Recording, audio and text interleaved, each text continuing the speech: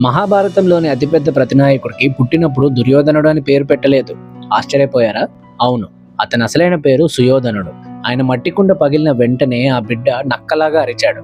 ఆకాశంలో భయంకరమైన అశుభ శకునాలు కనిపించాయి. విదురుడు అంధుడైన రాజుని బతిమాలుకున్నాడు.